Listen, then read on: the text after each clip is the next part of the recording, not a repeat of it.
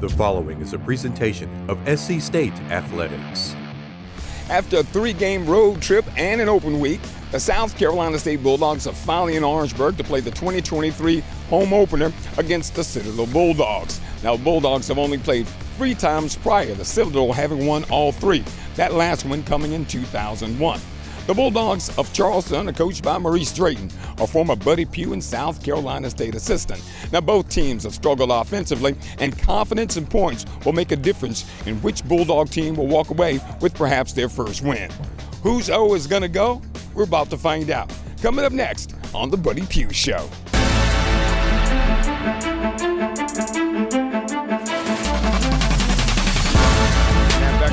Gives it to Alex on the right side. Alex bounces it outside into 40, turns the corner into 45, adds the field into Morgan State territory. 25-20, 15-10, 5. Dixon breaks through the 40, 35-30. Johnny Dixon 25-20, 15-10. Johnny Dixon 5. Touchdown, Johnny Dixon. He keeps it himself. Devontae Smith got wrapped up and gets him on the turf. Coach Few back at home. The Citadel Bulldogs, I don't know which is better. The fact that we can get to play an in-state guy that we know, but the fact to be back at home and get ready for a football game. It's great to be home, and it's also great to have an opportunity to start building a rivalry of sorts with our cross-state rival, the Citadel, here today. I'm looking forward to meeting with Coach Drayton and the rest of his crowd and us getting this thing going and maybe keeping it going for years to come. So I think we're starting something that can last for a long, long time. Coach, what's been going on as far as practice is concerned? What have you been working on trying to get prepared? You know, we saw some improvement, believe it or not, at Georgia Tech. We played a whole lot better that week. Talk about what you have to do going into this game. Well, we thought we did play some better, and we're trying to continue to add to that. We'd like to continue to maybe do a little bit of the option kind of stuff that we've done and to get the ball outside on the flank and take advantage of people that's packing in a little bit on us. We're not throwing it quite as well as I'd like. We've worked on trying to throw it a little bit better so that we can kind of give people the indication of they can't beat us up that way. So if we can back them off the 2 ways, both wide with the option and that kind of stuff with the outside runs, and then with the throw game, then maybe that'll give us a chance to redevelop our running game, which we've been struggling to really make happen. Coach, talk about the run game. Talk about the defensive front, the changes you made on defense. How will that affect the game? And were there any real changes there, or you just try to get healthy and get everybody on the field? Yeah, it's more about getting healthy, trying to get all of our guys back in one piece. Again, we've had 2 or 3 guys out for sometimes. Zan Dunham, one of our outside linebackers, has been out. We think we got him back now, pretty much full speed. A couple of our corners have been banged up a little bit. I think, they're mostly back. Mike Brunson got banged up a little bit late in the week this week. I'm hoping that he can go forward today, but we've got 4 corners that we feel pretty good about, but the big thing about it is, at this point, we feel good about our secondary as a whole as far as being able to go out and operate. Coach, with 2 teams being 0-3, confidence plays a lot in this football game. How do you get out early to a fast start to get some confidence on your side of the football? Yeah, you need to get a good start. The last thing you need is to get down and have to, find some confidence while you're behind. You need to get going early. Hopefully we can get a good start with these guys. We'll defer as usual if we win the toss.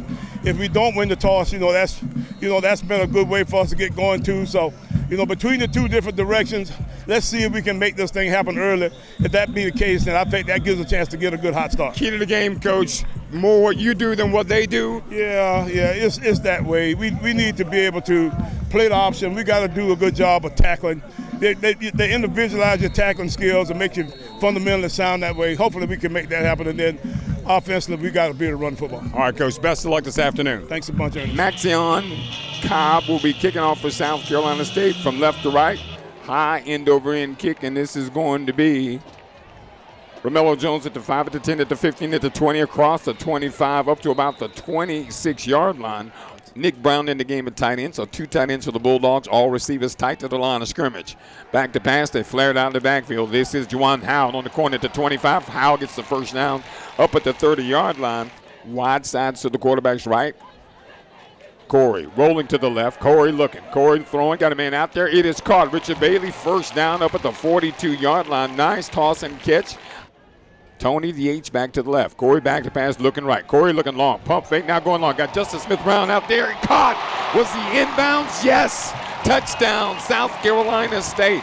From 34 yards out, Corey Fields to Justin Brown. South Carolina State on its first possession in the first home game takes it into the end zone. 2nd down and 2 from the 49-yard line. They give it to Casey again. Over. No, Corey keeps it himself at the 45. Corey at the 40, 35, 30, 25 to 20. Corey down to about the 13-yard line. I was about to say one man to beat. 2nd and 4 from the 8-yard line, from the 7. They give it to Casey again. Casey cuts back. Casey gets down to about the 1-yard line. Let's see where they mark him down. They mark him down at the 2. Howell's on his left now. They give it to Howell. Howell dances into the end zone. Oh, no, I'm sorry. He did not give it to Howell. He kept it himself, and he didn't get in, and the Citadel has stopped the Bulldogs at the goal line. Boy. Shotgun snap, Corey. Handoff inside, breaking the tackle and running with the football for South Carolina State. And running with authority, that is Tyler Smith. 2 receivers to the right, 1 to the left. You play on the reservation, you better be able to play. Play action fake. Corey's looking long. Corey throwing long. Corey got a man out there. It is picked off at the goal line. Intercepted and brought back at the 15, at the 20, at the 25, at the 30. Still going on his feet and down to the 35-yard line of South Carolina State. Handoff. Fletcher kept it himself, tackled for a loss. Patrick Godbolt tackled him back at the 12-yard line. It'll be a 25-yard field goal attempt. His toe is in it is up, and it is good on the second opportunity. Wow. So with 7:25 to go here in the first half, our score, South Carolina State 7, the Citadel 3. 2 Bulldogs are left, 1 right. Handoff. This is Josh Shaw. Shaw at the 35, at the 30. Shaw up to about the 34-yard line.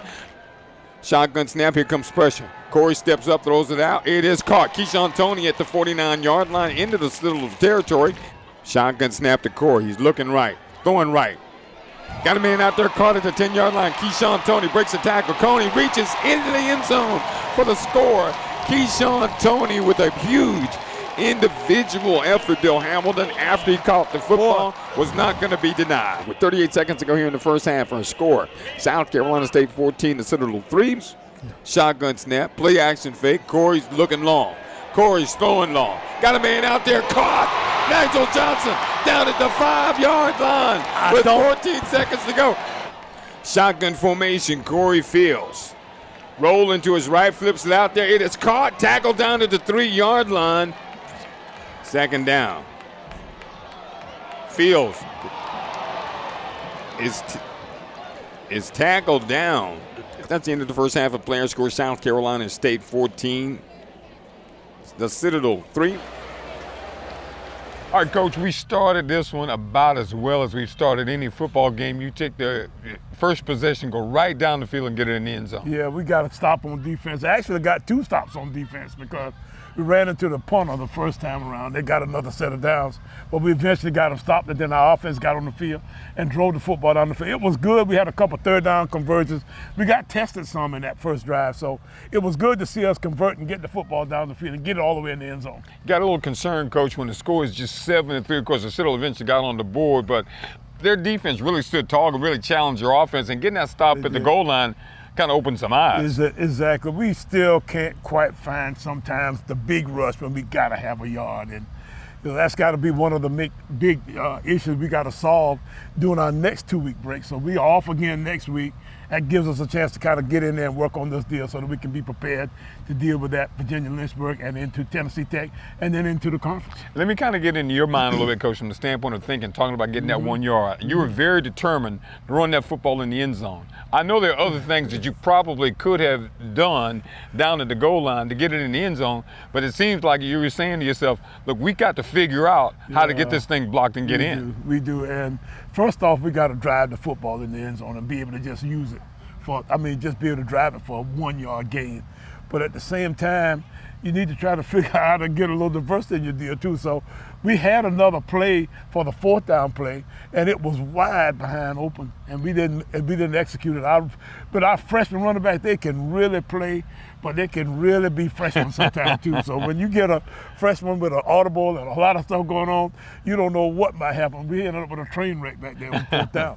Well, you start talking about that one train wreck that didn't happen. Corey Fields had his best game so far, and you talked about in years past him getting into the 60% category from the standpoint of completion percentage. He did that Saturday. He did, and I'm so happy for Corey because the Citadel is kind of sort of his hometown team. He's from Hollywood or Megan or somewhere down there around Edisto Beach, and these guys are all kind of connected that way. So everybody, a lot of Charleston newspapers and that kind of stuff were here, all of the TV stations. So it was a good night for him, and I'm excited for him. He threw the ball for right at about 300 yards and ran the football well and just did a nice job of running our team. And you could see the rhythm of our offense tonight. That was really probably the most gratifying part of the whole night. After struggling 7-3, Coach, you did get a late touchdown in the first half. Talk a little bit about that from the standpoint of finally getting the offense back in sync after getting knocked out of sync after that stoppage at the goal line. Yeah, we ended up getting a score. I think we got Justin Smith-Brown hit a touchdown throw for us, and it was a nice deep ball on maybe like early downs, but at the same time, we hit it back down at the very end and don't get it in. And we had Travion Houston, one of our transfer wide receivers, quarterbacks, all that kind of stuff. He's a left-handed guy, and we run a little reverse thing to him, and he could have done like 4 things that would have scored for us. He could have run it in, he could have waited a little bit and threw it in, he could have done a little something and gotten it in, and he did just the wrong thing. He threw the ball short. And of course, at that point, we didn't have any timeouts now. So once that ball hit the ground and I knew he had caught the ball, I just ran in the locker room because there was nothing else to do. That was where the first half ended on Saturday night. South Carolina State leading the Citadel by a score 14-3. We'll take a time out here on the Buddy Pough Show. We'll come back with more after these messages.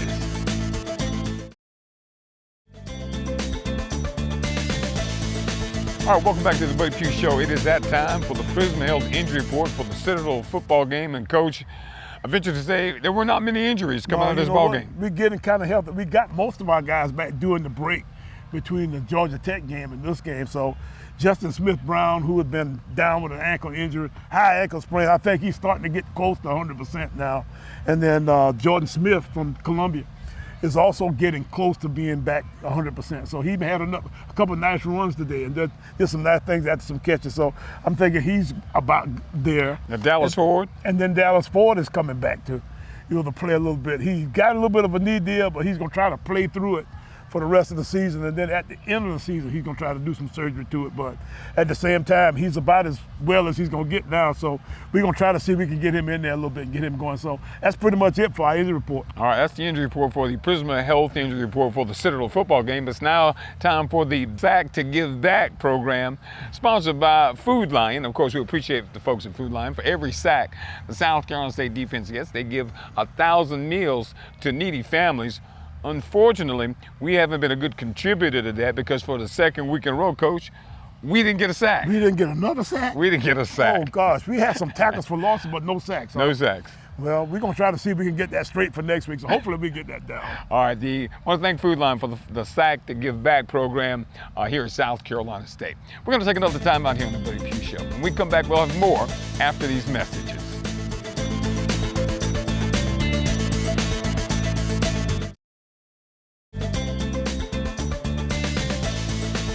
He approaches. It's a high end-over-end kick, and this is going to be Shamonte Burgess at the 15 at the 20. Burgess trying to get outside, gets up to the 23-yard line, still on his feet. Give to Juwan Howell over the right side. Howell at the 40, stays on his feet at the 45, to the 50, up to about the 48-yard line. H-backers to the left, shotgun snap to Corey. Gives it to Casey. Casey up the middle, Casey to the 30. That's another 8-yard run, and Casey Fields is starting to eat up those 8 yards, Bill. There's a snap, handoff inside.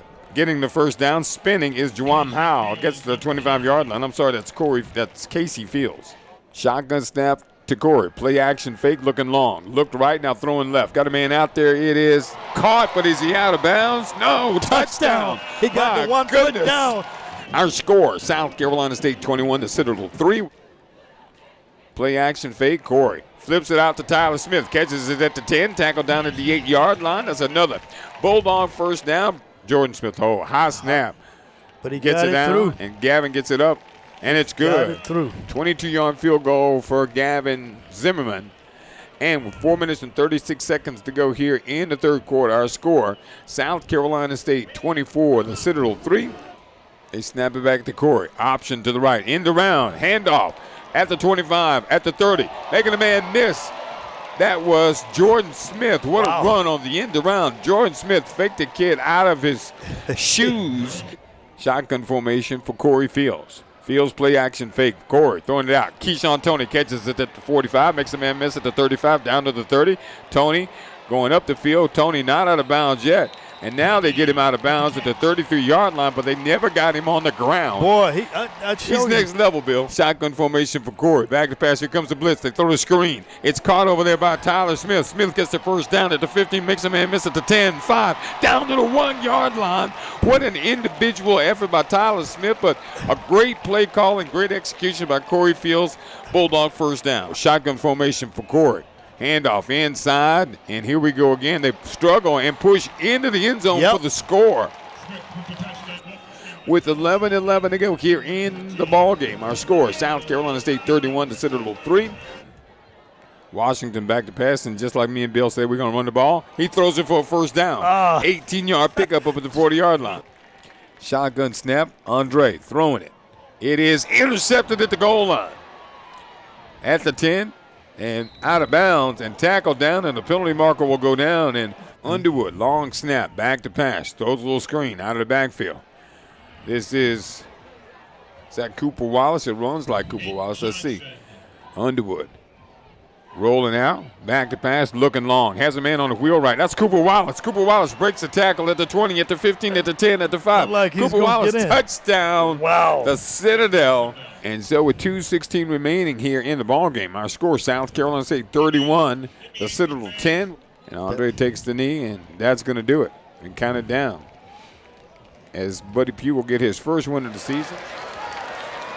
All right, second half, South Carolina State and the Citadel. And Coach, the second half for South Carolina State was like the first half, which was a good thing for the Bulldogs. It was. We had some good drives in the second half, but now we ended the first half in a crazy way, and I was really wanting to make sure that we got started in a positive way in the second half, and we did. We got the football back at the beginning of the second half and drove it down and scored, and we didn't end up punting the second half at all, so we didn't end up punting for the entire football game, which is really unusual for us. So it was one of those things where I thought our offense played about as well as it could play. I'll tell you what, programs should have been an all-time record high because you kept putting different running backs in the ball games. It was hard for us to keep up with, and all of them had some good production. You're right. We got 4 guys that are really playing well.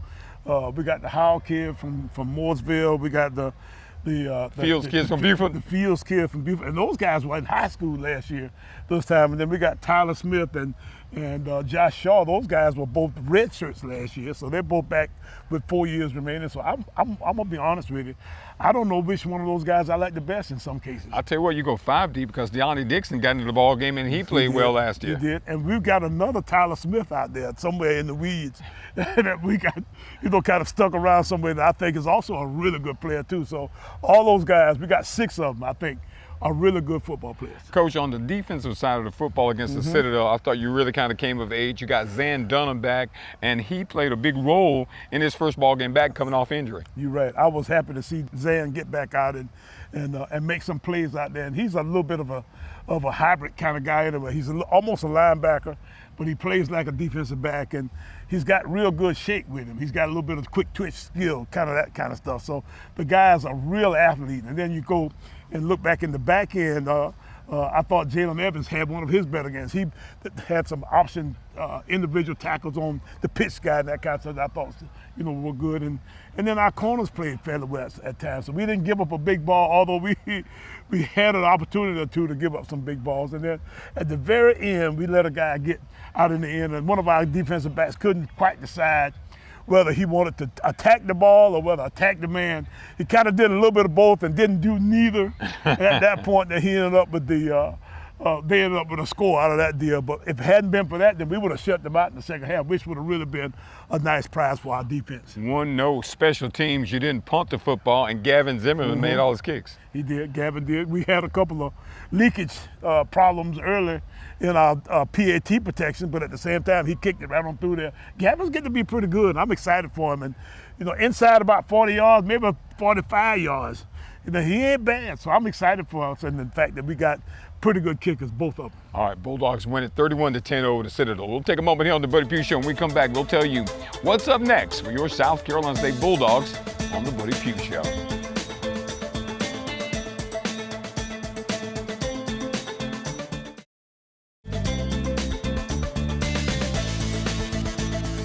Welcome back to the Buddy Pough Show. Coach, you got Virginia Lynchburg, but you got another week off. How do you use that to your advantage? Because I'm sure when you guys go back at the Citadel game, I know everybody was enthusiastic. Kids had fun, enjoying, celebrating the game. But after you look at that film, I'm sure you're going to find some things that we need to work on. Plenty. And we'll get in there and study that deal and figure out exactly what we ought to do and how and that kind of stuff.